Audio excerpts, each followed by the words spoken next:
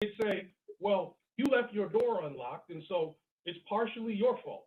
And the $100 I owe you ought to be offset by whatever quantum of fault that you enjoy or is responsible, you're responsible for leaving the door unlocked. And that's just not the way the law works. It never has. As a matter of fact, in Seizure versus Odell, this court said, as a general rule, negligence of the plaintiff is no defense to an intentional tort. No rogue should enjoy his ill-gotten plunder for the simple reason that his victim is by chance a fool. That rule has never changed. Additionally, defendant's wrongful death argument is mistaken. Wrongful death is a claim which must be based on underlying legal causes of action. In this case, our wrongful death claim is based on negligence as well as battery. That is perfectly allowable. As a matter of fact, in a case Group versus City of Los Angeles, this court handled the situation just like that, the police misconduct case involving a battery as well as negligence. And the court said that that was fine because wrongful death has based on something. And basing it on an intentional tort as well as a negligent tort is fine. The only thing is that the intentional tort is not subject to comparative fault. Intentional tortfeasors remain jointly and severally liable for their actions.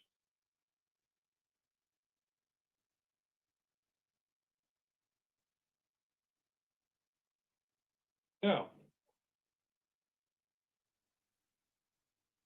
the court in this case, the court below, in rendering the decision that it did, clearly looked past the term based upon principles of comparative fault. That cannot be done. It is a term of limitation that applies to the law and determines what types of actions the law applies to. We believe that was incorrect, as the term was clearly defined by this court, and that is our position.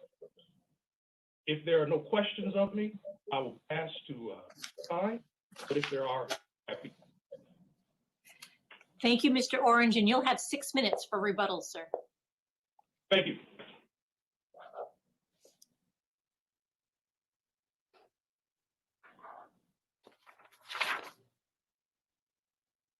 Good morning, good afternoon, Your Honors. By the way, I'm familiar with the 5-minute free zone of questions. I was going to say after about a minute and a half, I would urge and welcome any questions you have. I'm waiving my other rights.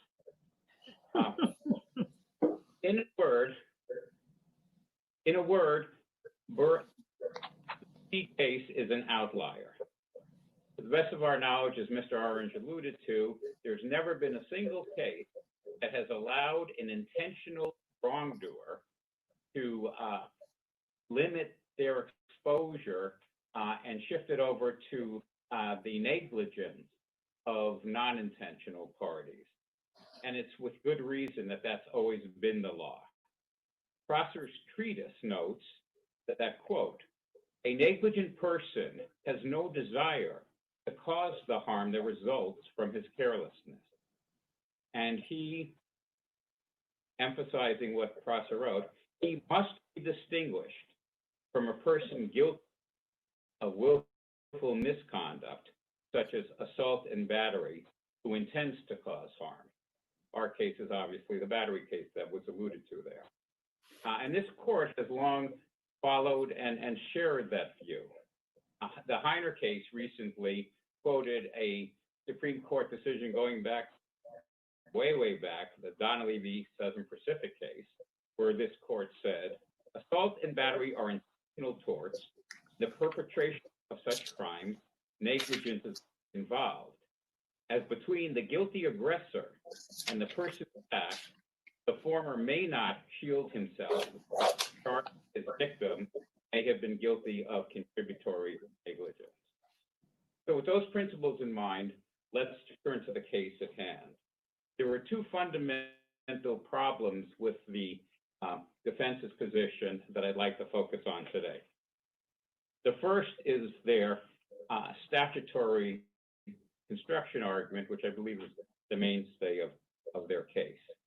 And with regards to that argument, it has multiple problems, but the biggest one is that the very premise that it's based on is inconsistent with 3 rulings from this court, all post-dating the DeFonte opinion, which was relied upon so heavily in BB. I'll get to that in a minute. The other 2 problems, just to flag them, are that the interpretation defendants offer would reduce the paragraph, or not the clause that's at dispute, would render it totally surplusage, and that obviously makes no sense in the context of the statutory scheme. And the third major problem is that they have to the degree the B&B case relies on DeFonte's sweeping language, talking about root and branch and every case and words like that, we cannot lose sight of the fact that DeFonte had nothing whatsoever to do with any intentional wrongdoing. It was devoted purely to the esoteric question of whether workers' comp exclusivity and immunity had what effect that had on the rest of the operation of the new statutory scheme. The other major problem besides statutory construction is that the BB holding cannot be reconciled either express purposes of statute as laid out in 1431A or the public policies that those purposes underlie. For example, Prop 51's purpose was to alleviate the exploitation of relatively blameless defendants, the so-called deep pocket situation. But it's obvious that that has nothing to do with an intentional tortfeasor as we have here. In fact, the whole point of the statute was to do the opposite and to make sure that those who bore the greatest blame would be the ones that paid the highest price. With those points in mind, I'll turn very briefly to the mainstay of the statutory construction law in defendant's argument. First of all, just so it's easier to follow, I'll quickly read the statute so you have the 3 clauses in mind. It provides that in any action for wrongful death, etc., based upon principles of comparative fault, the liability for each defendant for non-economic damages shall be several. Here, the entire debate can be summarized in a simple sentence. Does the based upon comparable fault language exist to limit the balance of the statute's provisions to those wrongful death cases that involve non-intentional torts as distinguished from intentional torts, such as battery, for example? We contend that 1431 only applies to actions that are based upon or governed by principles of comparative fault, i.e., it necessarily has to apply only in cases involving non-intentional torts. Conversely, defendants contend that defendants convince the BB court that based on DeFonte's sweeping language, 1431 applies to, quote, all actions. They stated, in fact, it is unreasonable for an action, i.e. a lawsuit, to be based upon principles of distributing fault, and therefore the language must modify what comes afterward. The problem with that formulation and that assumption is that it's, as I alluded to, completely inconsistent with what this court has held time subsequent to DeFonte. In particular, in the Rutherford case cited in our brief, this court held that Prop 51 provides that in a court action governed by principles of comparative fault, a defendant shall not be jointly liable for the plaintiff's non-economic damage, but shall be necessarily liable for such damages in direct proportion to fault. And the Boutran case and the Diaz case, which we cite, were two other Supreme Court cases that said the same thing. But if we start with the premise that in a tort action not governed by comparative fault principles, for example, the battery theory here, the old common law of joint and several liability remains in full effect. And as Mr. Orange pointed out, this court has repeatedly made clear that comparative fault principles have nothing to do with intentional torts. The second problem with the statutory construction argument, that it basically renders the middle clause based upon principles of fault entirely surplusage. If intent of the statute was to say, in all actions, liability would be joint, liability which was formerly joint and several would now be several only for non-economic damages. It could have just taken clause 1 and clause 3 and made that point. The middle clause, the one that's at issue, serves no purpose if that was the intent. Obviously, since we're not supposed to assume that phrases are added for no reason, the whole point of that phrase was to limit the which kinds of wrongful death or personal injury cases would be subject to the modification in joint and several liability that the legislature, or the voters, I should say, was performing.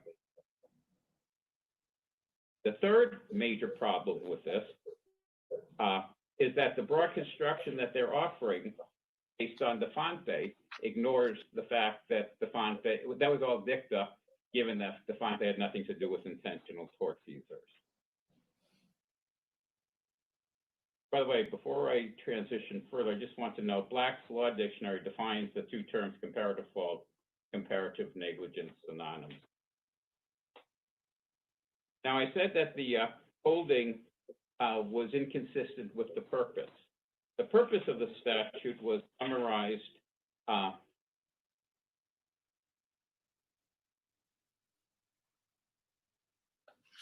never mind. Basically, I've already summarized the purpose. It was to make sure that the deep pocket phenomenon was controlled with regard to non-economic damages. But again, only in the context of equally negligent parties. There's a world of difference between intentional and negligent defendants. And I have a bunch of quotes that think that the law has consistently recognized that these are differences in kind, not of degree. The other problem, the third problem, is that the holding is inconsistent with the public policy that has consistently governed all aspects of our law, not just this particular issue. It manifests itself in current statutes, in contract statutes. It's the premise that people who do wrongful conduct receive no benefits under the law. I think I'm running into my question time, and I'm probably well past my 2 minutes. So please, I would open it up now for any questions. I have one for you, Counsel. This is Justice Jim. Prior to the adoption of Proposition 51, did any case hold that comparative fault applied to intentional torts? Comparative fault. I'm not thinking of anyone off the top of my head. I don't. And was there any language, ballot language in Proposition 51 that alerted voters that there was going to be a change in the law? I think the voters were alerted that. With remember regard to comparative fault being applied to intentional torts. I don't think there was anything that suggested to the voters. In fact, if I recall, I remember we briefed this, but unfortunately it's slipping my my tongue right now. We briefed it in response to some of the amici. And the defense also, I think, raised the fact that there was valid language that we were relying on that supported our position, and they dismissed that valid language and said, it doesn't mean anything, and they did so by referring to some out-of-state case, Florida, and also to a proposed amendment that was never adopted. Mr. Pine, you'll have 2 minutes on rebuttal. Okay, thank you. You're welcome.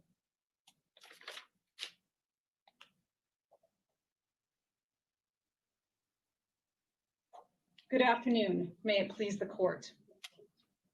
This is a case where a man high on PCP and cocaine attacked a pregnant woman in the street.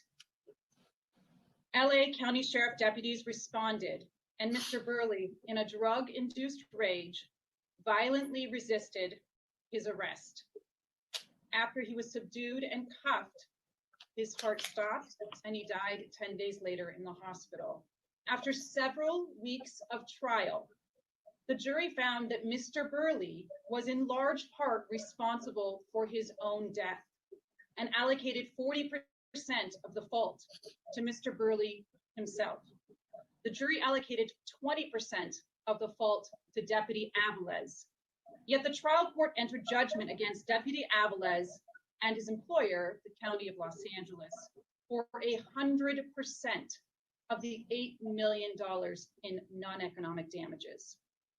Because Deputy Aviles was responsible for the intentional tort of battery, which requires an intent to touch. It does not require an intent to injure. In fact, the jury was asked in the malice question whether Deputy Aviles intended to injure Mr. Burley or acted with knowing and willful disregard for Mr. Burley's rights or safety. And the jury answered no.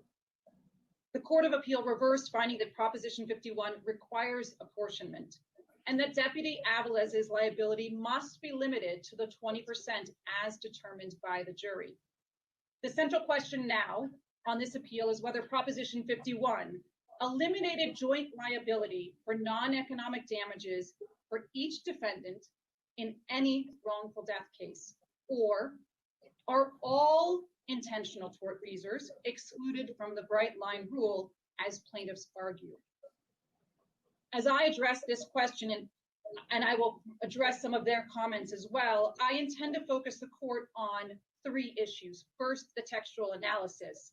The court need not go farther than the plain language of the text to decide this case, as it unambiguously eliminates joint liability for non-economic damages in any wrongful death case. Second, plaintiff's argument that the phrase principles of comparative fault as used in Proposition 51 had a well-settled meaning, and that voters in 1986 would have known that it meant all intentional tortfeasors would be excluded. That argument fails at each step.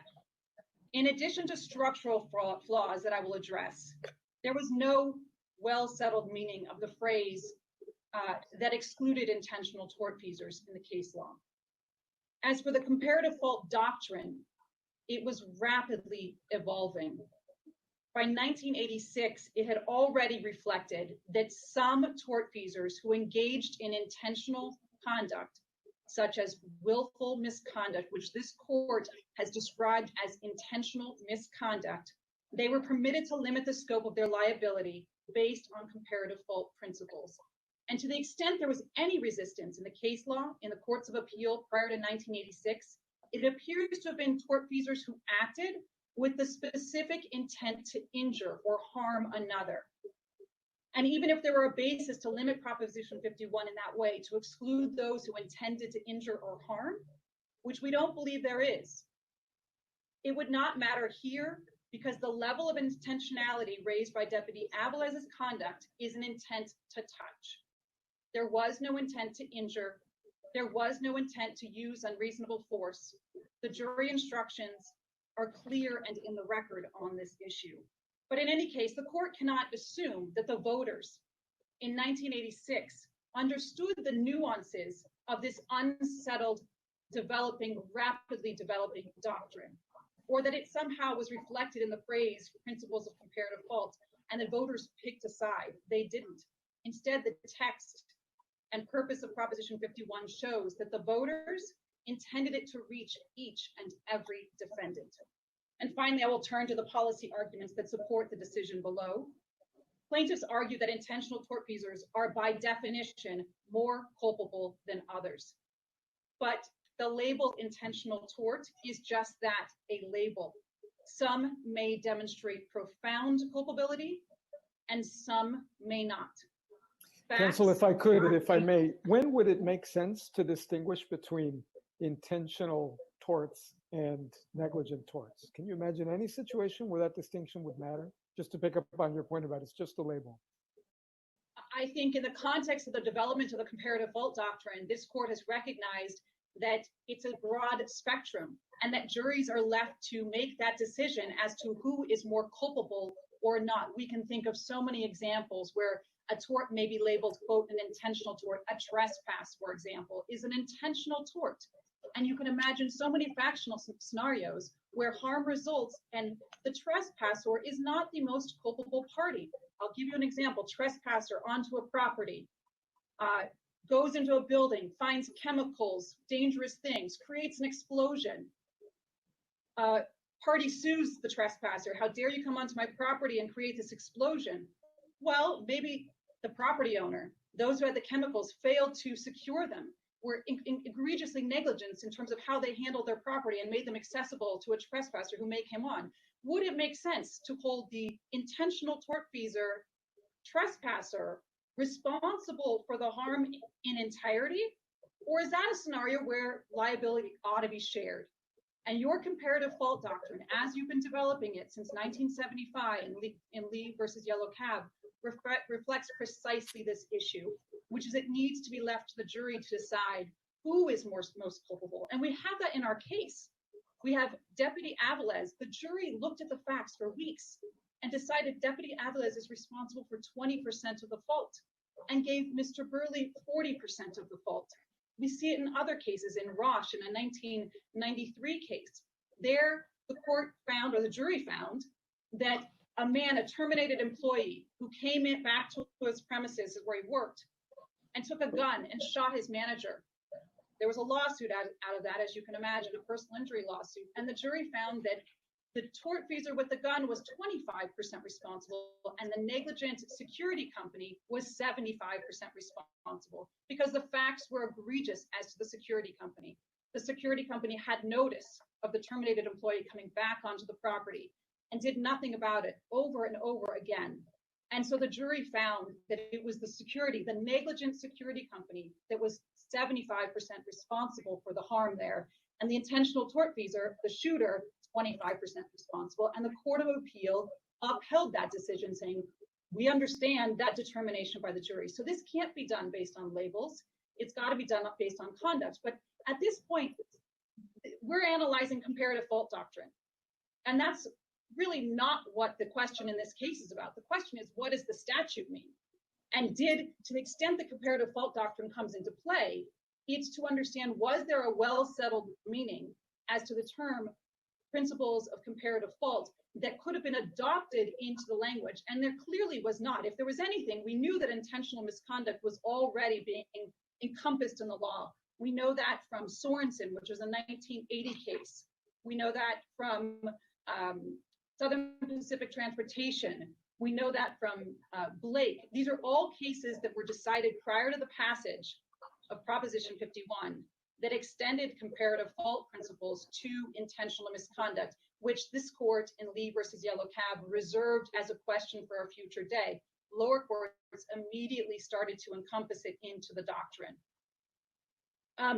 So in terms of applying Proposition 51 to intentional tortfeasors, just to close out my opening, I would say it's not only consistent with the plain language of the text, but it furthers the court's goal, as articulated in Daly versus General Motors, following on Lee versus Yellow Cab, to promote the equitable allocation of loss among all parties, legally responsible in proportion to their fault. So before I turn back to the text, I want to make one comment about the facts that were just recited to the court. To be clear, Mr. Burley was not struck, as just described, after he was cuffed.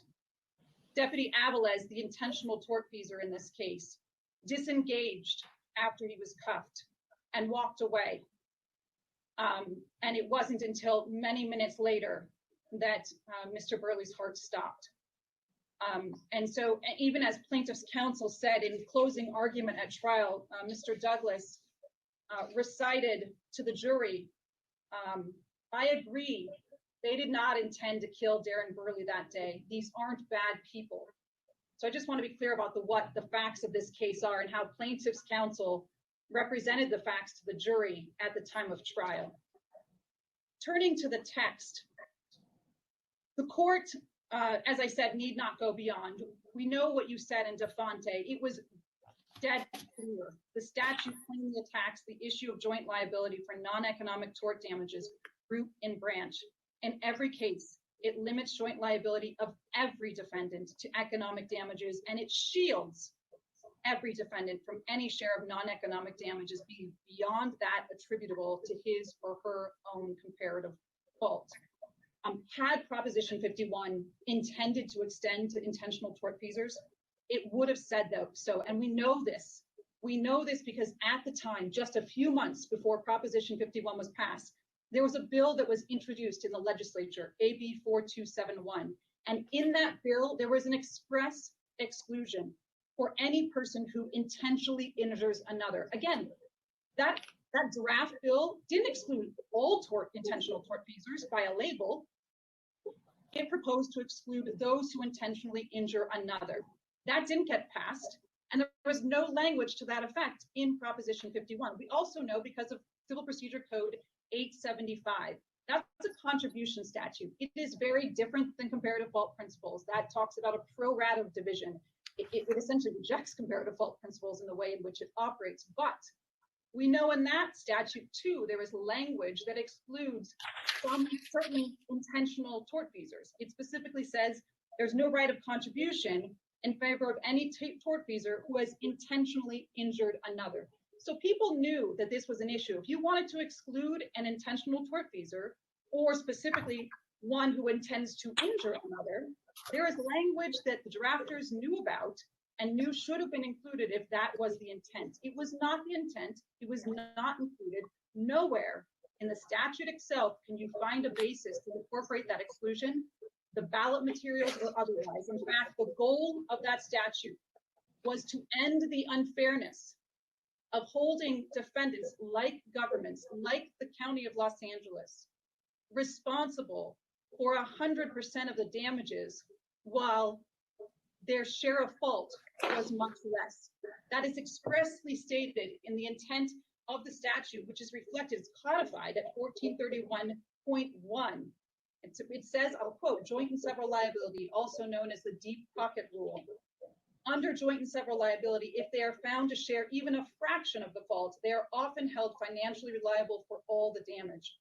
To remedy these inequities. Could I ask you a question? Yes. How long did the deputy have his knee on the decedent's neck and back? The deputy did not have his knee on the neck. The record is clear. It was on the head, near the back. And I don't know the time period. It was a struggle. The evidence is that they were constantly struggling, that Mr. Burley was fighting back and punching and fighting. Did Becerra say it was estimated 3 to 4.5 minutes? I know that there were a period of minutes where there was a knee on the back, Your Honor, but I don't know the exact time period, and I don't know if there's evidence as to how long a Deputy Aviles, which is what we're talking about. Deputy Becerra was found to be negligent here. And did Becerra say 2 minutes later, heard Burley's breathing labored and body go limp? So I think what you're referring to there, Your Honor, is that after the deputies disengaged, Mr. Becerra, or Deputy Becerra, stayed with Mr. Burley and was with him for about 2 minutes. And after about 2 minutes, his body went limp.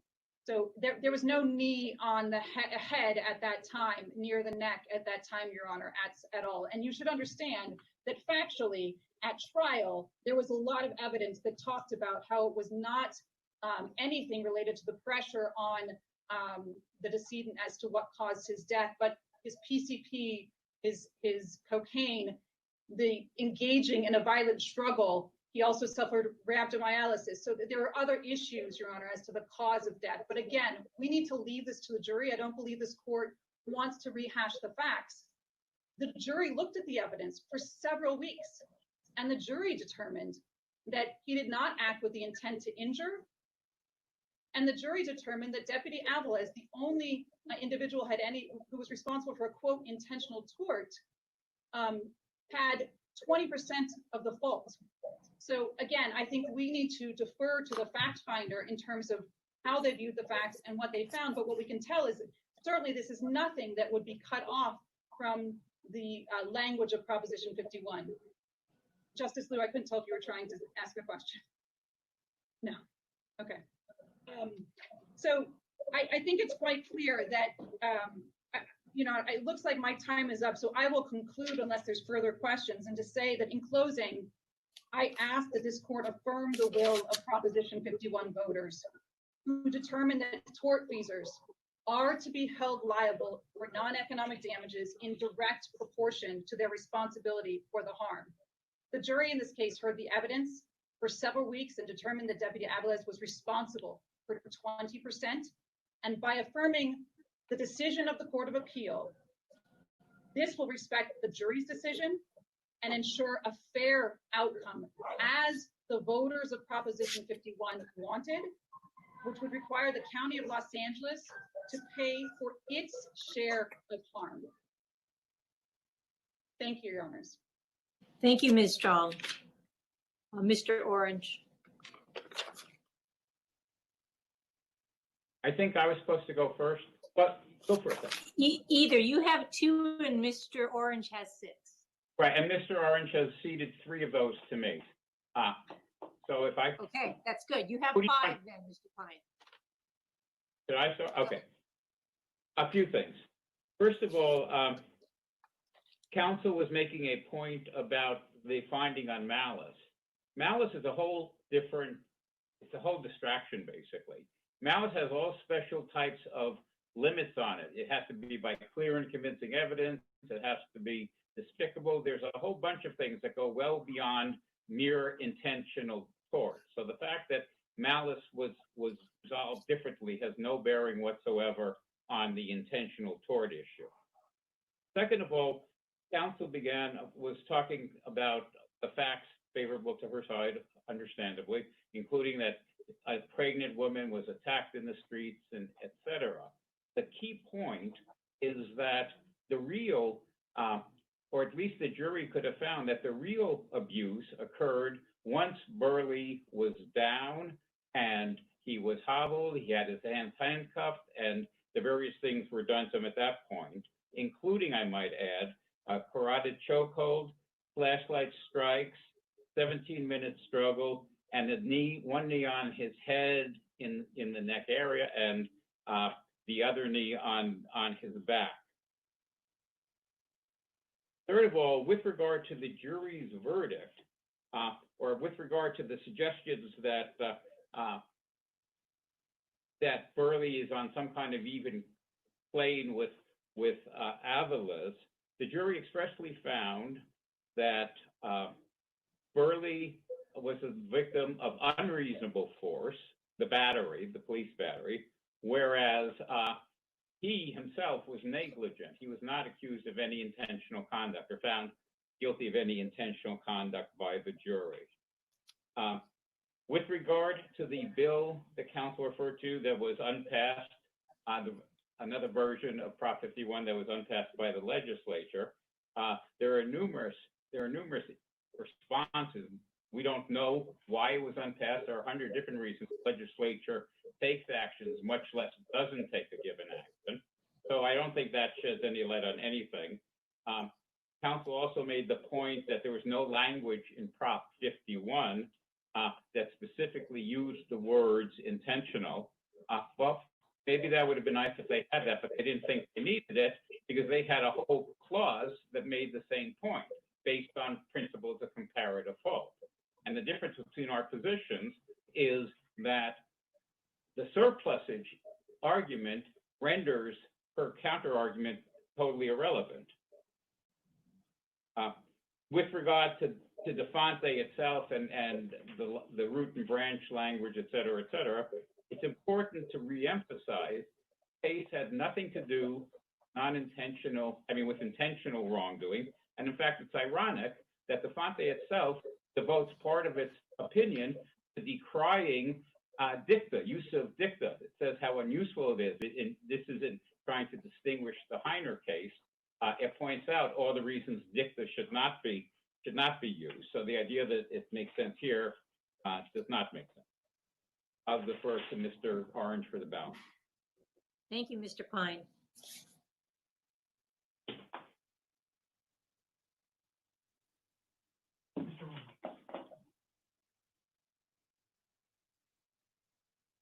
Thank you, Your Honor. Very briefly, I just want to point out some things for the court. Number one, the question that was posed about whether or not deputy's knee was on the back of his head and neck for multiple minutes. Answer to that question is yes. And as a matter of fact, I would like to give the court the cite in the record, since there is actually a bone of contention about what the evidence is in this case. There shouldn't be, because the jury necessarily adopted the plaintiff's version of the facts and rejected the defendant's version of the facts when they found in the plaintiff's favor. But anyway, there was actually a demonstration done by the deputy in court during trial on one of the defense lawyers. And the defense lawyer was the person that was demonstrated. And Deputy Aviles, and this is in the record at 8 RT 2113, line 14 through 8 RT 2115, line 13, the demonstration, Deputy Aviles got down on Mr. Ramirez's head and neck with his knee and demonstrated for the jury in the well of the courtroom exactly what his position was. And his other knee was on the top of the back of Mr. Burley's diaphragm. And here are the quotes. Mr. Douglas says, for the record, Your Honor, his right knee is on the back of Mr. Ramirez's head near his back neck. Mr. Ramirez, defense counsel, confirms that's what it feels like. Mr. Sweeney then says, and for the record, also, Your Honor, Mr. Aviles had his left knee on the top of his diaphragm. That is the intentional act that is an issue. That is the intentional act which the jury found caused the death of Mr. Burley, and which the defense is asking you to offset by saying that because Mr. Burley used some drugs earlier, it's also his responsibility. But all of this happened after Mr. Burley was already down. There was a witness, Carl Boyer, who testified to that. He took the stand. He was asked, why did it look unfair to you? And he said, counsel, because they already had him down. And once he's already down, and an officer uses that kind of force that causes death, as the jury found, regardless of whatever factors the defense wants to inject into this, the jury went with the plaintiff's version of the facts. Once an officer engages in that kind of conduct, his conduct is found to be unlawful and intentional. The officer deserves no offset for that, and California law does not provide for it. Thank you. Thank you, Mr. Orange, Mr. Pine, and Ms. Strong. The matter is submitted.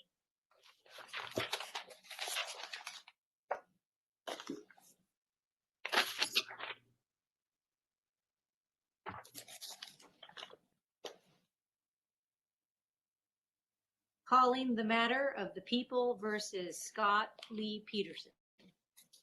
Mr. Gardner. Good afternoon, Your Honors. May it please the court, Cliff Gardner appearing for appellant Scott Peterson.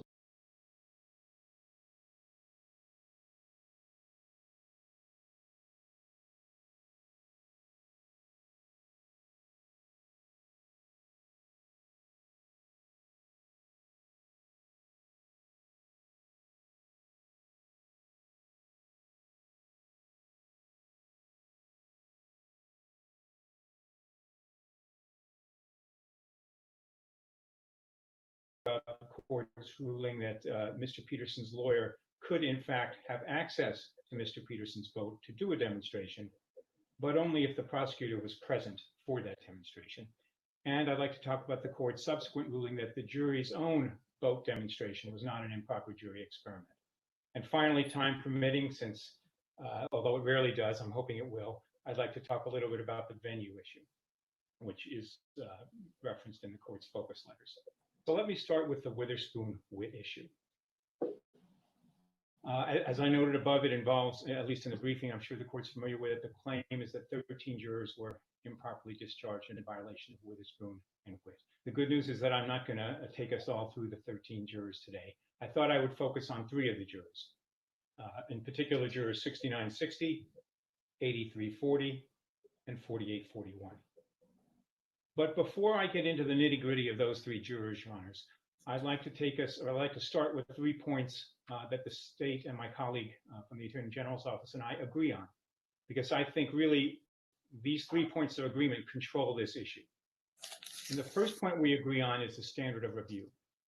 This court's review, the state concedes, is de novo, and that's important. This is not a case where the court voir dire questioned the jurors and discharged them based on an assessment of their demeanor, their tone of voice, their body posture. It was a case where the trial court discharged all 13 jurors based solely on the juror questionnaires. And we now know, and the state concedes, that in fact, review is de novo in that situation. The second point we agree on, and that I think controls this issue, is that there's a substantive standard of review that we agree on. And that is the court in a number of similar cases has held that where a trial court discharges a juror based solely on juror questionnaires, the question is whether those juror questionnaires, quote, leave no doubt, end quote, and quote, make clear, end quote, that the juror would in fact not follow the law and refuse to set aside his or her views with respect to consideration of penalty. And the third point we agree on, Your Honors, is that because this is de novo review, and because the state is defending the discharges below and advocating for those discharges here today, they have the burden of showing that this substantive standard, this leave no doubt standard, has been satisfied. So with that in mind, with those 3 points in mind, let's take a look, starting with juror 6960. This juror said that she was opposed to the death penalty. Opposed, not strongly opposed, opposed. They had 3 options: weakly opposed, opposed, and strongly opposed. This juror was simply opposed. In answer to question 115, however, she said her views would not preclude her from imposing death. And the court discharged this juror saying, quote, I'm going to exclude 6960 for cause because that juror is opposed to the death penalty without reservation. The state defends that ruling and argues that it has carried its burden of showing that there's, quote, no doubt, and that the juror questionnaire made clear this juror would not follow the law for 2 reasons. They focus on 2 additional answers in the questionnaire. One, they focus on the fact that this juror, when asked about the death penalty, said, quote, I wish it was not something we needed, end quote. Second, when asked about her opinions on life without parole, she said, quote, it's good in some cases, end quote. And the state argues that these answers show that this juror leaves no doubt that this juror would refuse to follow the law. And I want to make an additional comment on each of these defenses. The juror's statement that she wished it were not something we needed. On its face, of course, this says nothing about whether the juror will follow the law or her own views. And in fact, to the extent the juror questionnaire covers that subject, it's important to note that there are 5 separate questions in that questionnaire that ask jurors if you will follow the law as instructed by the court.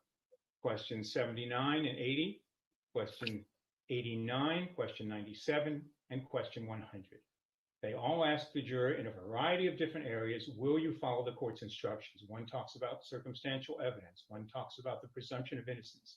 One talks about deciding the case based solely on the evidence in court. As to each of those 5 questions, juror 6960 said yes, she would follow the court's instructions. So there is nothing looking at juror 6960's questionnaire that says, that leaves no doubt she will not follow the law. And in fact, her comment that she wished it were something that wasn't needed, to me, says the exact opposite. I may disagree with her on this, but to me, it says she recognized, at least in her view, that the death penalty was something that was needed. and that she would apply. And I think that's reinforced by the second fact that the state relies on. This juror's statement that as to life without parole, she felt it was, quote, good in some cases, end quote. I believe the state's reliance on this piece of evidence actually turns Witherspoon squarely on its head. Witherspoon was designed to permit the state to discharge jurors who would not follow the law. When this juror expresses her view that life without parole is good in some cases, she is expressing the identical view expressed by the United States Supreme Court in its post-Gregg capital jurisprudence. There are no mandatory death penalties. In a state like California, jurors are presented with aggravating evidence, and they're presented with mitigating evidence, and they're asked to make a choice. Sometimes jurors choose death. Sometimes they choose life without parole. Put another way, in the terms that juror 6960 used, life without parole is good in some cases. The state is seeking to discharge this juror not because she would not follow the law, but because she would. This is not a discharge that's permitted under Witherspoon. Let me go then to the next juror, juror 8340. This juror was strongly opposed to the death penalty as opposed to simply opposed in the prior juror. And this juror also said, however, that her views would not preclude her from imposing death. And the trial court discharged this juror because, quote, the juror is excused because the juror is opposed to the death penalty on religious grounds. And that's true. She did state the source of her opposition was religious grounds. And in fact, that's the primary reason the state defends this discharge. There are two reasons, but the primary reason is that the source of her opposition was religious. And the second point the state makes is that she preferred life without parole. She said she preferred it in her questionnaire. And I want to make an additional comment on each of these.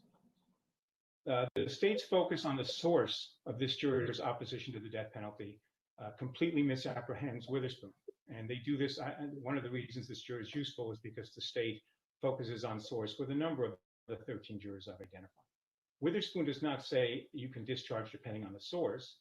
Regardless of the source, the Witherspoon inquiry focuses on whether the juror can set aside the views, whether the views are religious-based, philosophically based, morally based, financially based. The Witherspoon inquiry is about setting those views aside, not the source.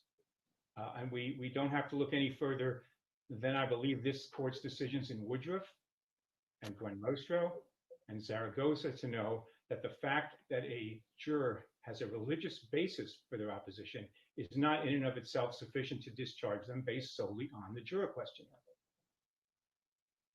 That leaves the state with one other additional factor about this juror they say that justified the discharge, and that is that she preferred life without parole. And let me be frank with the court and concede this, that every juror who is opposed to the death penalty will prefer life without parole. It is the flip side of the same coin. After all, if you're opposed to the death penalty and you're asked what your views are of the death penalty or life without parole, you're going to prefer life without parole. That's what being against the death penalty is all about. It's the flip side of the same coin. Saying that you cannot discharge someone for opposition to the death penalty, but you can discharge them because they prefer life without parole, it's a shell game. And in fact, we know from this court's decisions in People versus Leon and People versus Covarrubias that in fact, the fact that you may prefer life without parole is not sufficient based on juror questionnaires to justify a discharge. So let me turn then to the third juror at issue here, juror 4841.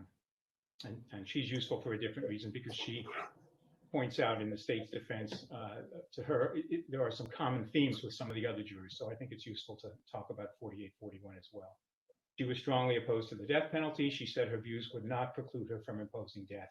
And the court discharged her because the answer on page 19109, and that's the jury questionnaire that the judge is referring to, would you please rate your attitude toward the death penalty? Strongly opposed, so this juror also would not qualify.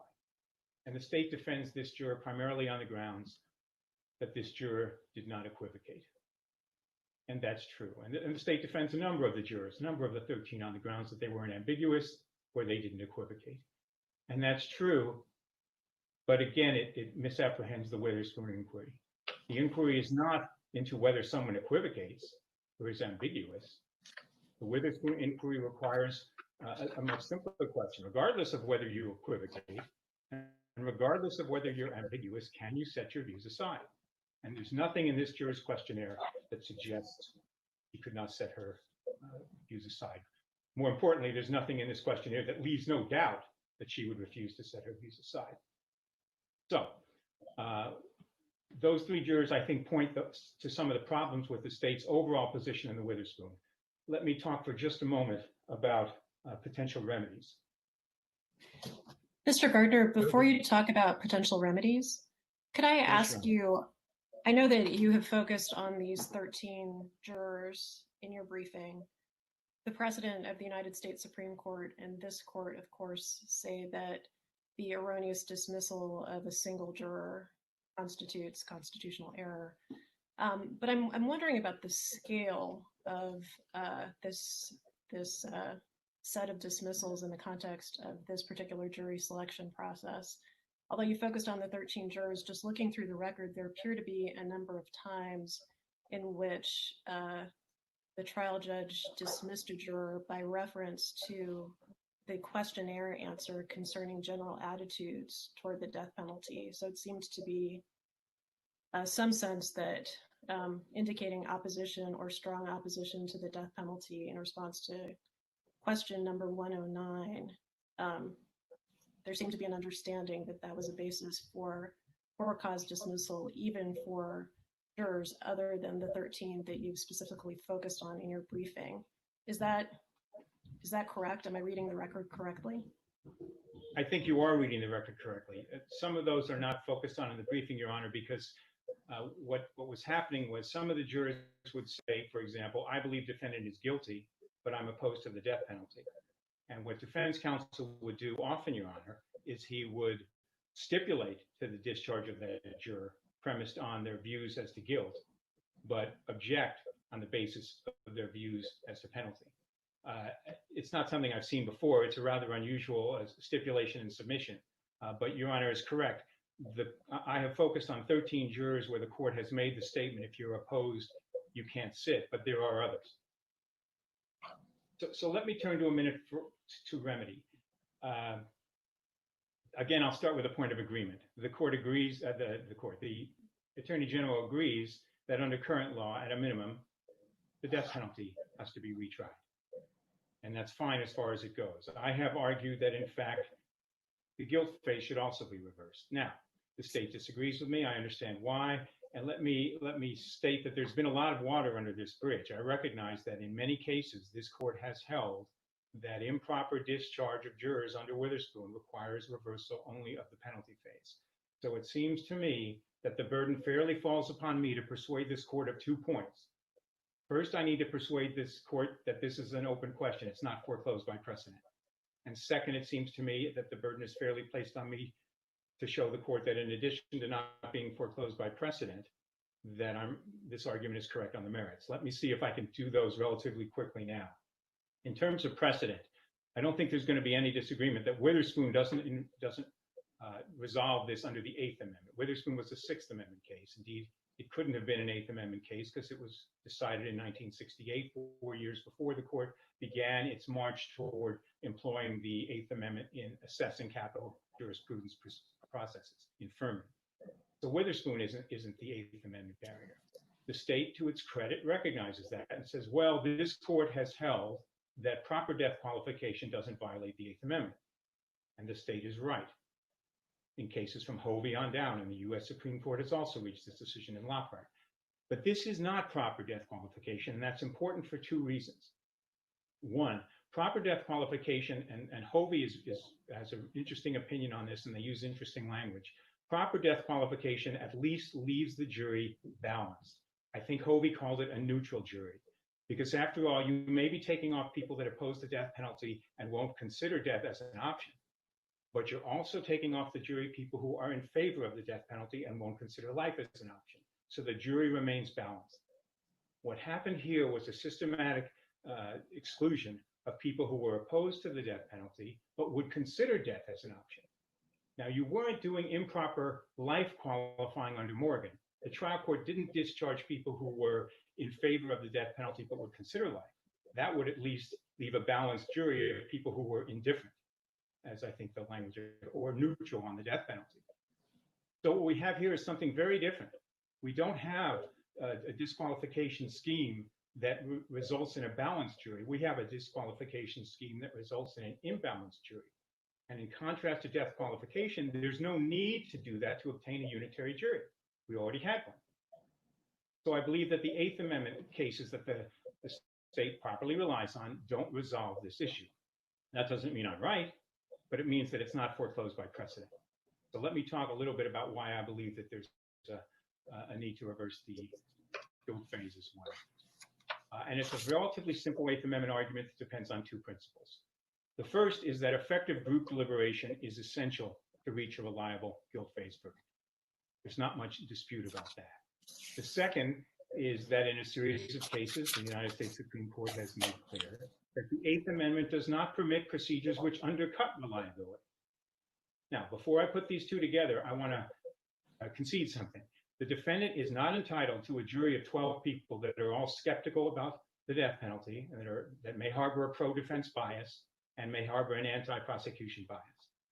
But by the same token, neither is the prosecution entitled to a jury of 12 people that think the death penalty is swell and that harbor a pro-prosecution bias and an anti-defense bias. Reliability is best served when both groups are on the jury. Then there's the give and take that leads to a reliable verdict. And what happened here was the systematic exclusion of those jurors who were opposed to the death penalty but could consider death. And that removes a voice, a perspective from jury deliberations that I believe is essential to a reliable result. That's why I believe it's not foreclosed by precedent, and that's why I believe there is a Eighth Amendment violation as to the guilt phase. If there's no questions on the Witherspoon issue, I'll move to the second set of issues involving the boat demonstration experiments. And the first ruling that I'd like to talk about is the court's ruling that when defense counsel asked for the boat so he could do a demonstration as to whether it would capsize, the court hinged the release of that boat on the presence of the prosecutor at any demonstration that the defense performed. And the state defends that ruling. The state defends that ruling and says it's appropriate because it was necessary and to allow the prosecutor to meaningfully rebut and meaningfully confront any demonstration that the defense offered. And my point is a very simple one. As defense counsel pointed out at trial, it would have been a heck of a lot easier for defense counsel to meaningfully confront and meaningfully rebut the demonstrations that the prosecution used at this trial if he, the defense counsel, had been present when those demonstrations were performed. And I will go further, and I dare say it would be a heck of a lot easier for any defense lawyer in any criminal trial in this state to meaningfully rebut a prosecution's demonstration if he's present, he or she are present at the demonstration. Just like I will concede, it would be a heck of a lot easier for every prosecutor to meaningfully rebut and meaningfully confront a defense demonstration if the prosecutors are there for that demonstration. But that is not how our adversary system has ever worked. Alford versus Superior Court, this court was quite clear. The right to effective assistance of counsel includes the right to investigate your case in confidence. There is an exception to that rule, of course, and that exception is when there's for example, there's a biologic sample and testing will destroy it. At that point, it's perfectly appropriate for the court to order that testing be joined. But short of that situation, defense counsel had every right to do this investigation in confidence, and the court's ruling was a patent violation of the Sixth Amendment right to effective assistance of counsel. If the court has no questions on that issue, then let me move to the issue involving the jury experiment. The facts are pretty much not disputed. What happened was on the third day of deliberations, excuse me for a sec. On the third day of deliberations, jurors asked to see the boat. There was no objection, and the jurors were permitted to see the boat. And what happened then was that several jurors, at least two, defense counsel says, the prosecutor says two, got in the boat and they rocked it back and forth. They performed their own boat stability demonstration. Defense counsel objected and placed on the record his objections, and the court ultimately ruled that this was not an improper demonstration. Now, we agree on the question, colleague from the Attorney General's office and I, we agree on the appropriate question. The appropriate question is whether this experiment was, quote, within the lines of offered evidence, end quote. The state says it was, I say it isn't. Here's in a nutshell why I believe it isn't. And that's this. There was an inference that jurors were seeking to draw. They knew that this offense occurred in the open water, or this, under the state's theory, the body was tossed off the boat in the open water. The jury was well aware that stability on in a garage on a trailer was not the same as stability in the open water. They were trying to draw an inference from the stability on a trailer in a garage to what stability would be like in the open ocean. And that inference, simply put, was not within the lines of offered evidence. And that's immediately why defense counsel objected and said, they've taken new evidence. There's a problem here. And ultimately the court said, no, this isn't an improper jury experiment. I believe it was an improper jury experiment precisely because it was not within the lines of offered evidence. Moving on then to venue. And let me just take a moment. The briefing discusses both the presumed prejudice and the actual prejudice elements or strands of the Supreme Court's jurisprudence. And the state and I, once again, there's a point we can agree on. We agree that the presumed prejudice test is reserved for extreme cases. That much we agree on. The state says this is not an extreme case. And my position in a nutshell was, if this isn't an extreme case, then what is? Let's take a look. Extreme cases are based, the question of whether something's extreme depends on the nature and extent of publicity. And simply put, if this publicity isn't enough, I don't know that the presumed prejudice test still exists. Here's why. Let's take a look at the extent of this publicity and the nature. There isn't much dispute. The state concedes it was pervasive, the amount of publicity, and it was. When the veneer was questioned, 100% of the veneer had heard of Mr. Peterson. 97 or 97.5% of the veneer had been exposed to the publicity. Now that alone does not call for a presumption of prejudice. After all, if the publicity is balanced, or if it's not negative, then there's no reason to presume prejudice. So let's take a look at whether it was adverse or not. We really don't have to draw any subjective judgments on this, because jurors were asked, having been exposed to this publicity, can you keep an open mind? How many of you have formed an opinion as to guilt or innocence? And nearly 50% of the jurors questioned in court, who were filling out questionnaires, said they had already reached an opinion as to guilt or innocence. Now keep in mind, this is not a telephone survey. This is people who are come to the courthouse and they are faced with the solemnity of court proceedings. And they, like all American citizens, know that their role is to set aside what they've heard and decide this case and be fair jurists about it. Notwithstanding that knowledge and notwithstanding the solemnity of the proceedings, nearly 50% of those jurors said they had already reached a decision before hearing a single witness. Now, even that doesn't necessarily justify a presumption of correctness, presumption of prejudice, because maybe the press was balanced and maybe 50% of them thought he was innocent and the other 50% thought he was guilty. In fact, when we look at the data, we see that of the nearly 50% that had reached a decision, 98.5% thought he was guilty and 6 jurors thought he was innocent out of the 1,000 that had completed questionnaires at the time the change of venue motion was raised. So there's really no doubt about the pervasive nature. There's no doubt it was adverse. And there's really no doubt about whether it was influencing jurors. It plainly was. Counsel, in some ways, every one of these cases is distinctive, but if you had to cite the case that has been decided that you think is most similar and helpful to your position on this issue, what would it be? If I can, Your Honor, modify the question, let me cite 2. Let me cite this court's decision in People versus Williams, and let me cite Rebuttal versus Louisiana.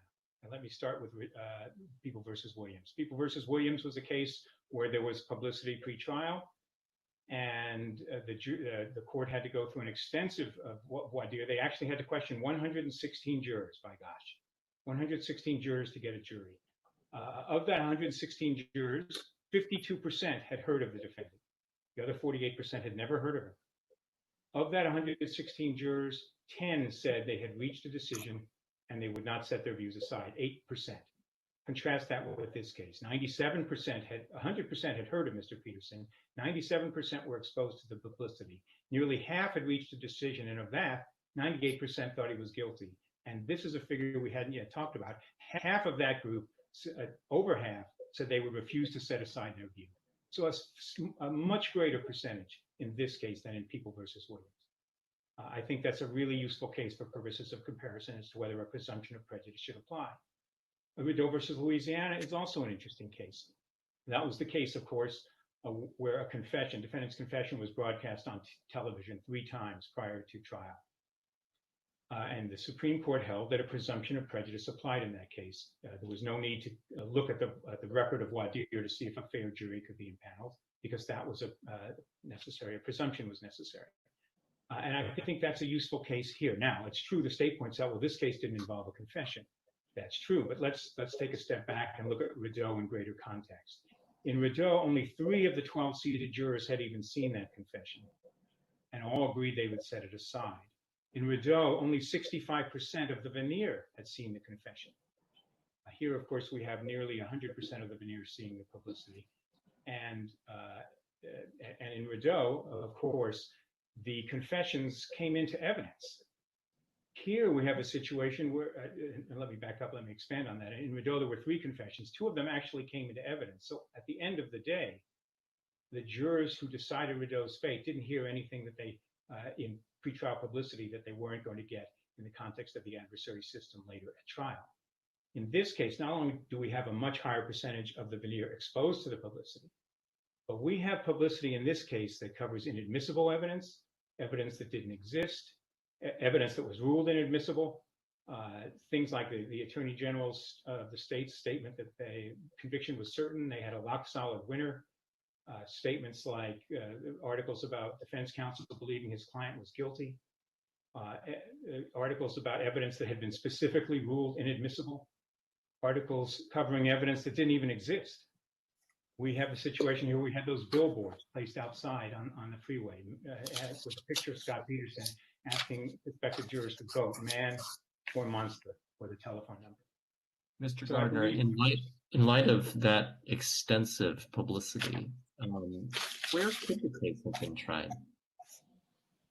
I think that question really calls into question, Your Honor, two different concepts. One is recognition rate and one is prejudgment rate. I think that extent of publicity probably would have happened in any county in California. I think that's true. And that's the recognition rate. The recognition rate of this case was always going to be high, no matter where the case was transferred. But what's important to keep in mind, not so much as recognition, is prejudgment rate. And the prejudgment rate, as the data showed in some of the pretrial motions, the prejudgment rate in Los Angeles and some of the larger counties was significantly lower than the prejudgment rate in Stanislaus, where the case was originally set. I think prejudgment rate is important, and I think what I'll call the set-aside rate. Murphy versus Florida talks about the number of jurors willing to express a disqualifying prejudice. I call that the set-aside rate. How many jurors refuse to set aside the views they formed? And Los Angeles had the second lowest set-aside rate. You want a low set-aside rate. You want jurors that are willing to set aside their views. So would the recognition rate have been high in all counties? Yes. Would the prejudgment rate have been as high? No. Would the set-aside rate have been different? Yes. And I think that's why in this case, a second change of venue is appropriate. Well, so Mr. Gardner, let me ask you, are you urging that we should articulate a rule that says, okay, in deciding where to change venue to, the court is obligated to pick the lowest of those rates? No, I mean, that's a perfectly fine rule, but I don't think you need to set that rule. All I'm saying is that the data from San Mateo, where this case was tried, shows that a fair trial couldn't have been had there. A presumption of prejudice is appropriate. Justice Liu's question, as I understood it, was directed at, well, maybe there's no other better place to do this. And if so, maybe we really don't have a choice. And my point is, I think we did have a choice. I think there were lower rates. That doesn't mean that you necessarily have to transfer it there, but at least it undercuts the argument where the judge throws up his hands and says, we can't, the percentages are the same everywhere, so we might as well do it here. It's that inference that's inappropriate, because there are, in fact, jurisdictions where there is a lower prejudgment rate and a different set-aside rate.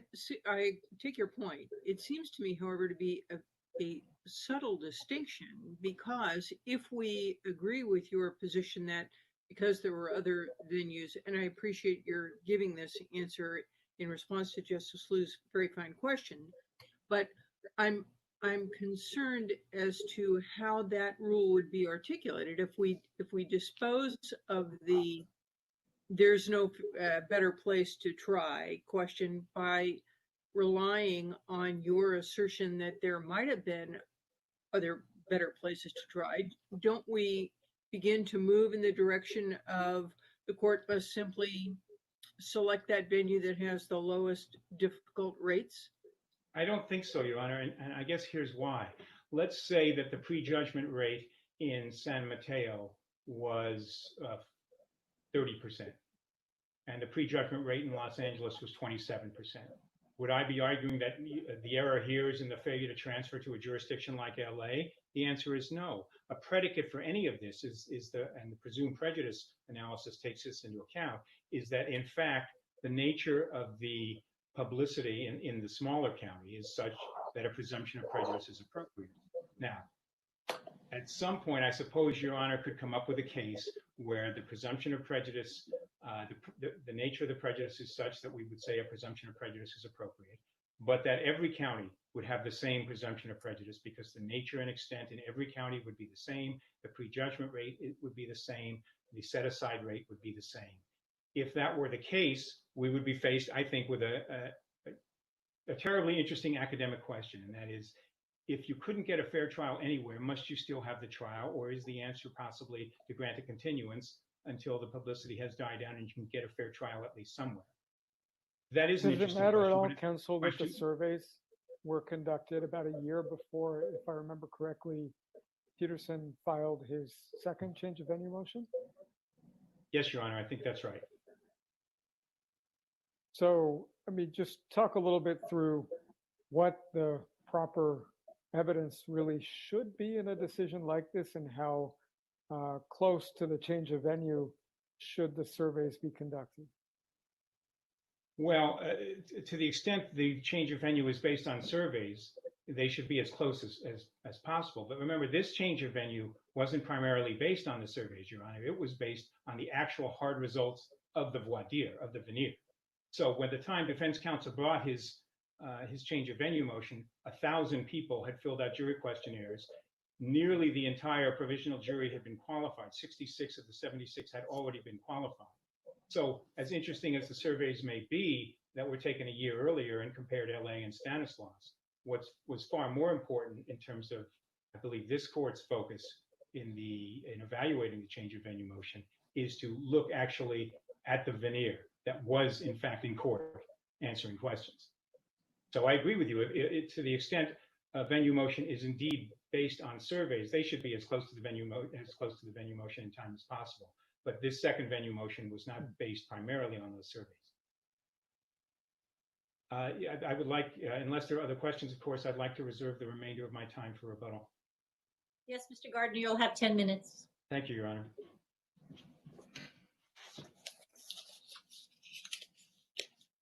Ms. Provenzano.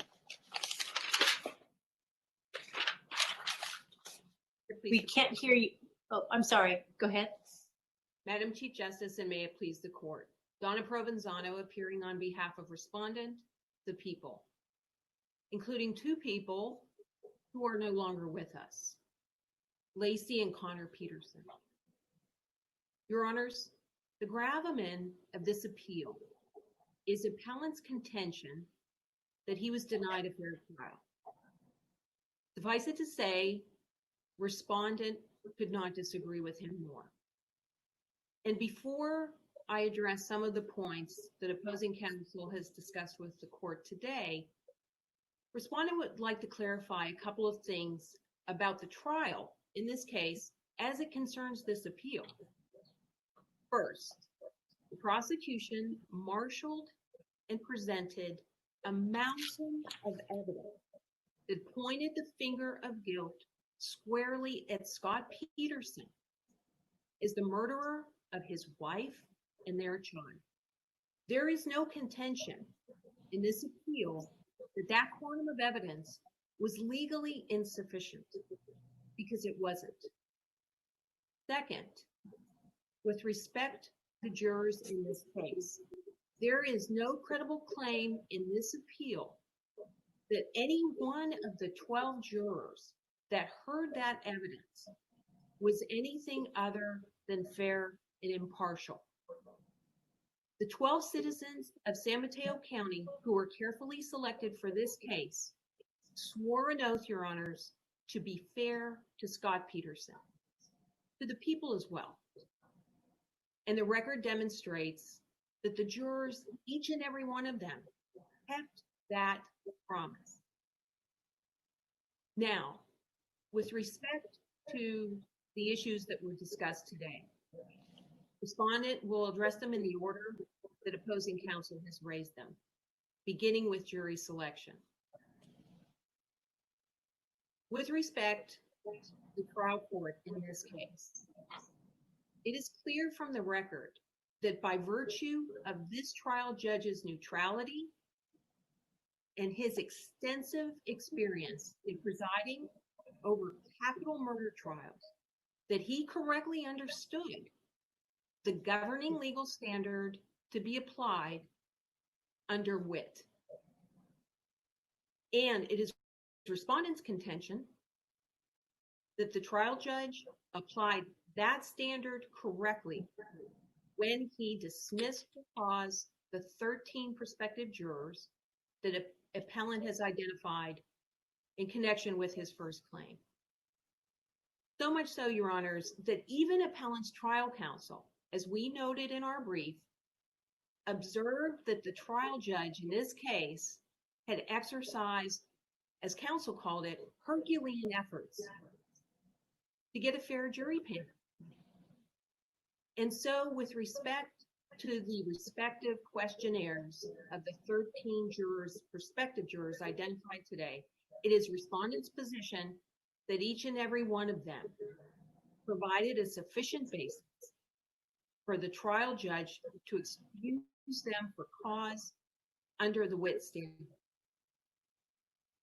Now, recognizing that this court may disagree with respondent about any one of those, and should that be the case, respondent likewise acknowledges that this court has made abundantly clear since the time that the parties have filed our briefs in this case, that if there is even one erroneous excusal under wit, the remedy is to reverse the death judgment.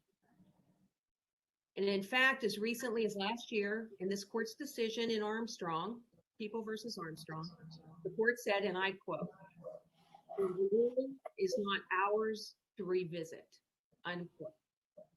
And so respondent wishes the court to know that we understand that if that were to come to pass, and this court would reverse the death judgment based on an erroneous excusal under wit, that this court is compelled to do so under the authority of the United States Supreme Court in Gray versus Mississippi. In recognizing that, respondent does not intend to pursue that point with the court today, but we stand on the arguments that we made in our brief.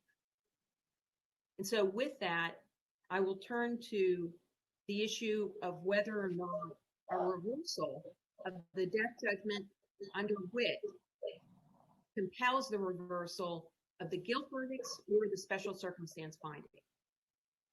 And opposing counsel is correct.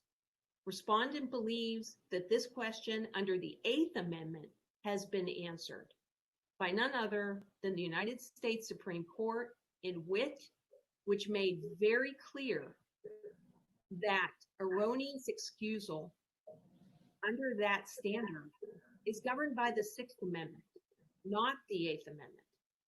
And the very case that's driving this train, if you will, Your Honors, on this first claim, Gray versus Mississippi, there is no mention of reversing the guilt phase verdicts.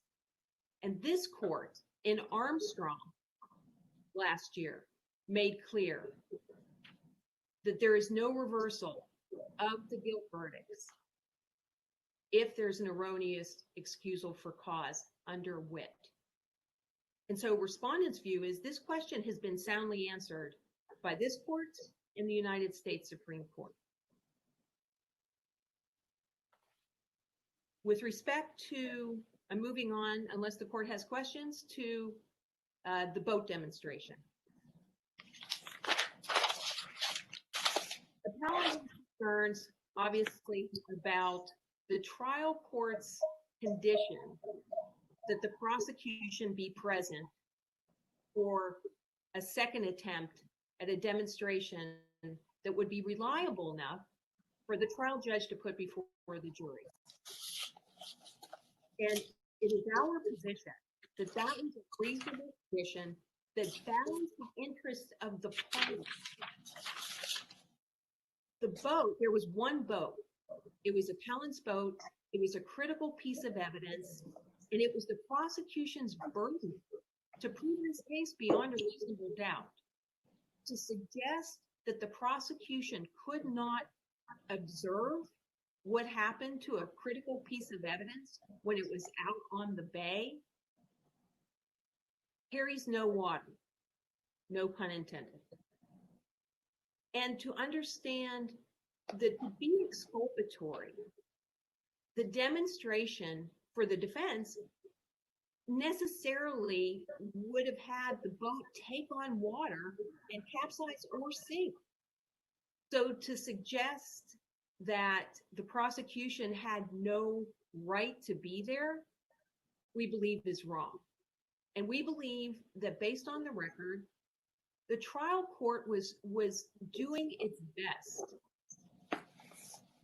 parameters to the defense that would allow the court to admit the demonstration. And so what happened was the court made this offer to the defense, having rejected what was clearly an unreliable experiment. And appellant's trial counsel said, I'll talk to my client. And then he came back and said essentially to the trial judge, no, thank you. And so it was appellant's way or the highway.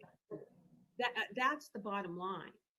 But it's our view that the trial court exercised reasonable discretion in trying to facilitate admission of an experiment. And so there was no incursion, Your Honors, under the Sixth Amendment with respect to that condition. An appellant made a choice. And maybe now, buyer's remorse, he wishes he didn't make that choice. But he did. And we believe that the trial judge was correct in terms of establishing that condition, among others. With respect to the juror experiment,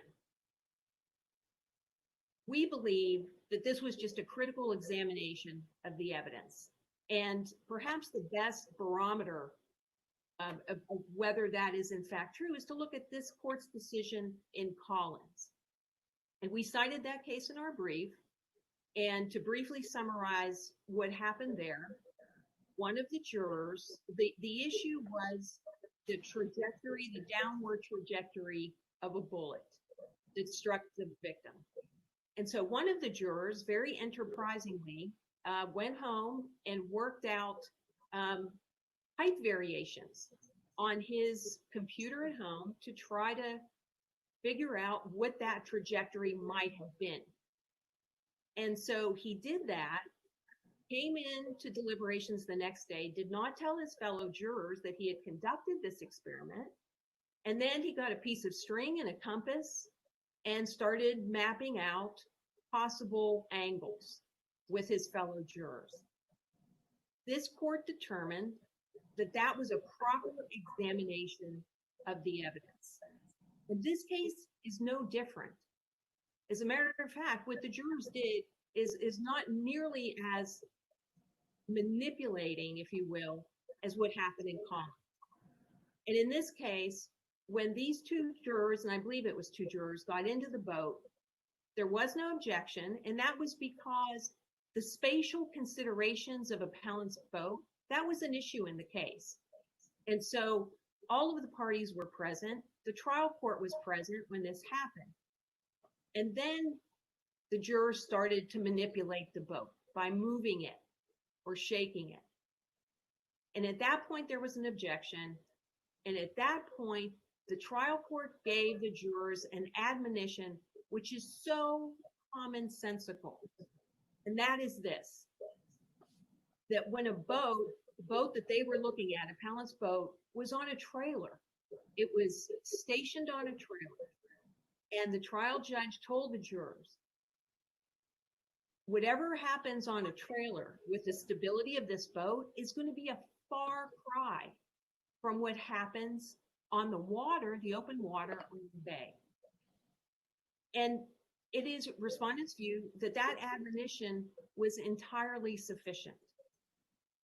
And even beyond that, Your Honors, as the trial judge pointed out, that experiment or that manipulation may have inured to appellant's benefit, because it's entirely possible that those jurors might have felt that there was a fair amount of give and take, stability-wise, while it was sitting on the trailer.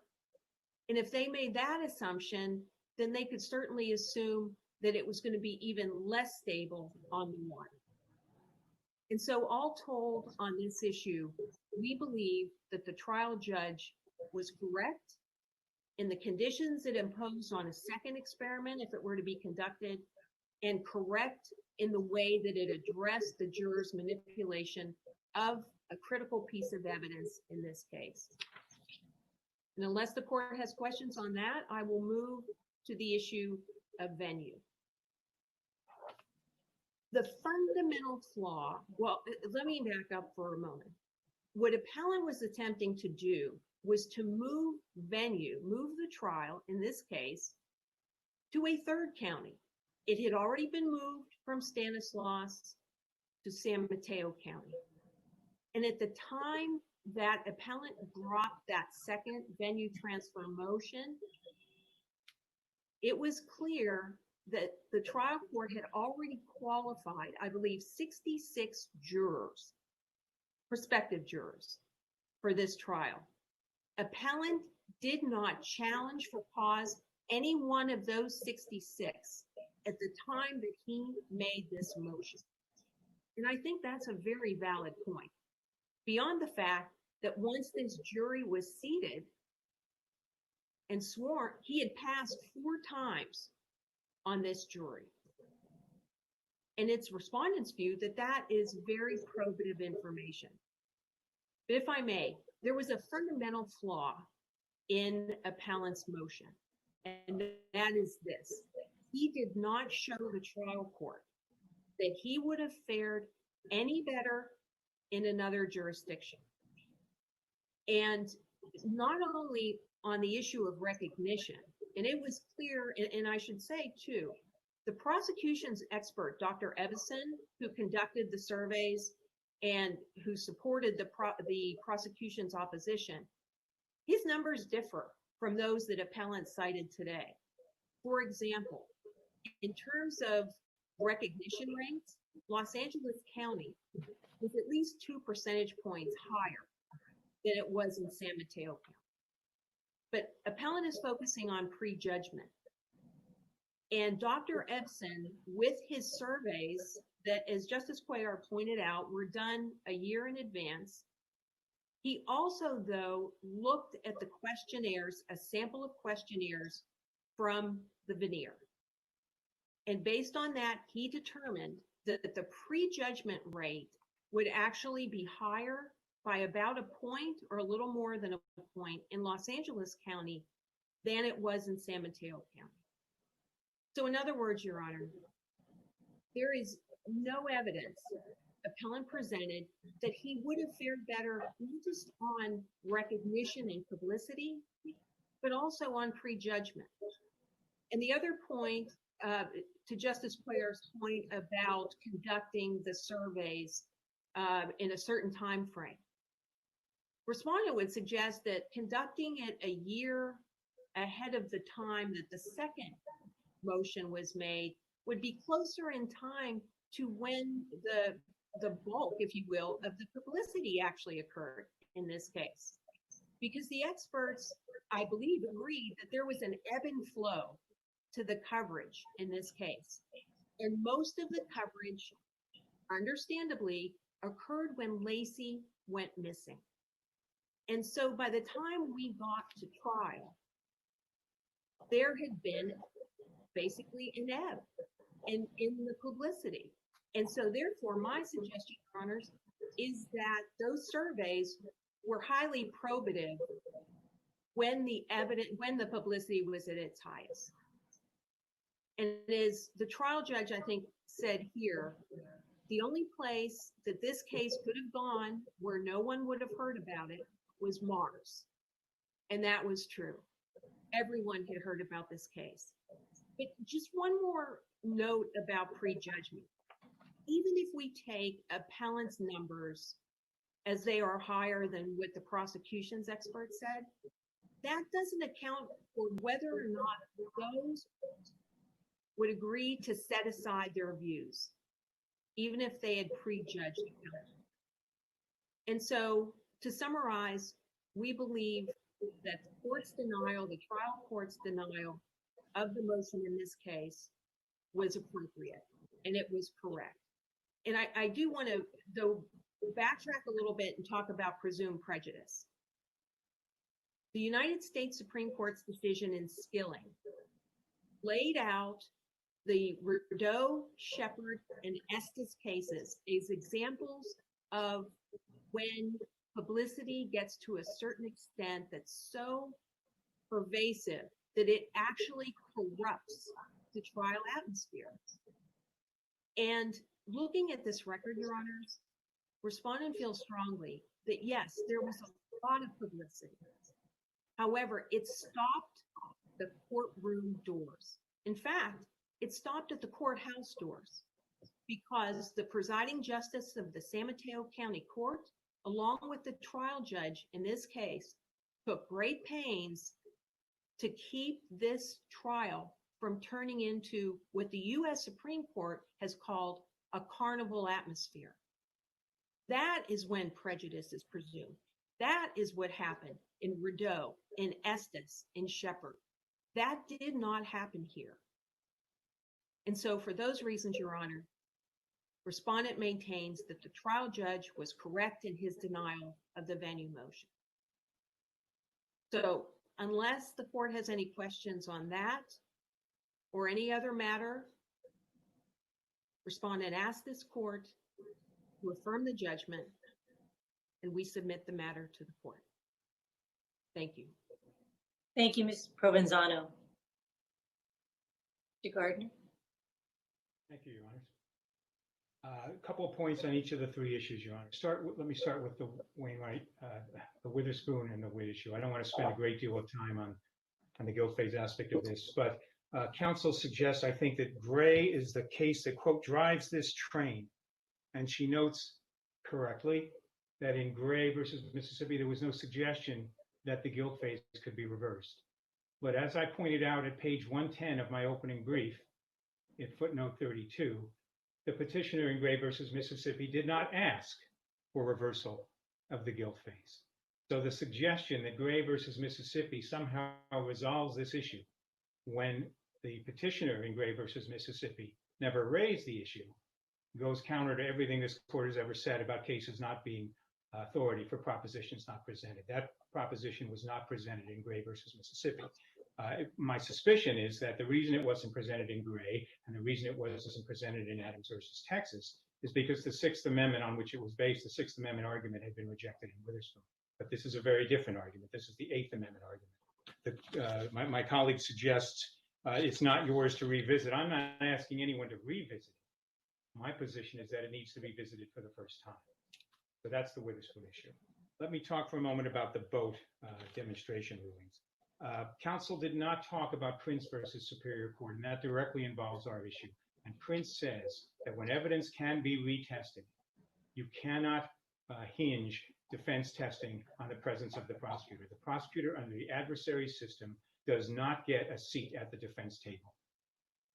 To the extent my colleague is suggesting that, well, the boat might capsize and some evidence might be lost, I note that the state harbored no such concern in People versus Roller, a case that the state cites and relies on in its brief, where the state itself performed 8 capsize experiments with a similar boat without the defense present. So that concern seems to me to be extremely variable. In terms of the jury experiment, my colleague relies on Collins and has the fact pretty much right in Collins, except for one point. And that is when the juror did his experiment, my colleague doesn't mention that, in fact, there was a coroner that testified. And the coroner testified about the trajectory of the wound. He said it was backwards to forwards, it was left to right, and it was downward. And what the juror did was he took those parameters and he did an experiment with those parameters. In other words, the experiment he did was within, quote, the lines of offered testimony, end quote. That's the rule. We don't have that here. There was no testimony about the stability of a boat on a trailer and how it compared to the stability of a boat in the open water. That was the inference jurors were trying to draw. And there was no testimony about that inference. That inference was not within the lines of offered testimony. My colleague from the Attorney General's office says that the court gave a commonsensical jury admonition. Actually, I agree. What the court said was, quote, it was not a particularly strong admonition. What the court said was, quote, stability is not the same on a trailer as it is on the water, end quote. That is common sense, but it's something that all 12 jurors already knew. They were trying to draw an inference from stability on the trailer in the garage, to an inference as to what that would mean. And that inference was not within the lines of offered evidence, and the jury admonition told them nothing they didn't already know. With respect to venue, I'll make 3 points, Your Honor. Counsel talks about the fact that a presumed prejudice conclusion requires a carnival atmosphere. And she's certainly right that there was a carnival atmosphere in the Shepard case, and perhaps Estes, but not in Rebuttal, and not in this court's decision in People versus Williams, and not in this court's decision in People versus Tidwell. So while, yes, a carnival atmosphere is relevant to the calculus, it is not dispositive of the calculus. Otherwise, Rideau, Williams, and Tidwell would have reached different results. Counsel talked about the set-aside rate, and I want to be clear about this. The number of jurors that refused, the percentage of jurors in the veneer here that refused to set aside their views is higher than any case this court has ever upheld. 45%, 46% of the veneer had reached a decision. Of that, almost all of them, their view was that Scott Peterson was guilty, and half of them refused to set aside their view. Murphy versus Florida, the Supreme Court says that when a significant percentage of the veneer has expressed a disqualifying prejudice, we need to presume prejudice. We can no longer rely on a robust voir dire to achieve a fair jury. And that's exactly what we have here. Counsel points out, and this is my last point, Your Honors, counsel points out that the 12 citizens who were tried to this case, who agreed to try this case and who were seated as jurors, agreed to be fair. And they did, just as they did in Rideau, just as they did in People versus Williams, just as they did in People versus Tidwell, in all these cases. What the point misses, I think, is the underlying premise of the presumed prejudice calculus. When the community has been saturated with prejudicial publicity, we cannot rely on voir dire to obtain a fair jury. That's why in Rideau, the court said, we're going to presume prejudice. We're not going to look and see a particularized discussion of the voir dire to see that all 12 jurors said they would be fair. Jurors said that, and they say it in good faith. I'm not suggesting for a moment that they got seated on that jury with an intent to violate that oath. But when the community is saturated, jurors may not recognize prejudices that have been caused. Jurors may not be aware of the prejudice. They may genuinely, when they agree to put aside their views, they may genuinely believe it. It may be fleeting. And of course, those jurors are going to return to the community that's been saturated with that publicity, knowing that they may reach an unpopular verdict. And what will that mean? And that's certainly the case here. I mean, let's recall the facts. This was a case where when Mr. Peterson was arrested, there was a lynch mob outside the jail, and the sheriff indicated that his concern was that Mr. Peterson didn't get lynched. And when the guilt phase verdict was ready to be announced, there were thousands of spectators in the courthouse square cheering for the guilty verdict, as there were thousands a few days later when the penalty verdict. So this is a case where jurors were very much aware that the community had not only been saturated with publicity, but that they expected a certain verdict. With that, Your Honors, unless there's any questions about any of the issues, I'm happy to submit the case. Thank you, Mr. Gardner, and thank you, Ms. Provenzano. The matter is submitted. Thank you, Your Honors.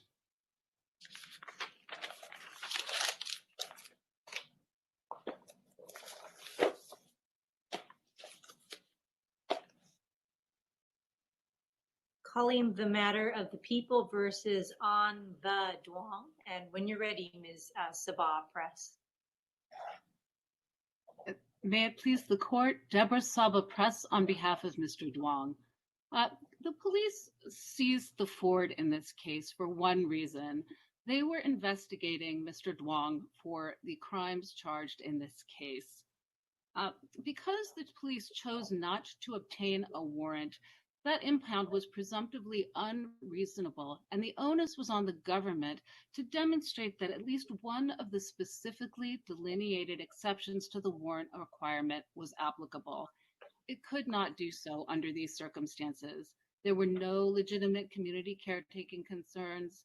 The search was not a valid search incident to arrest, and no other exigencies that would have justified a warrantless search were present.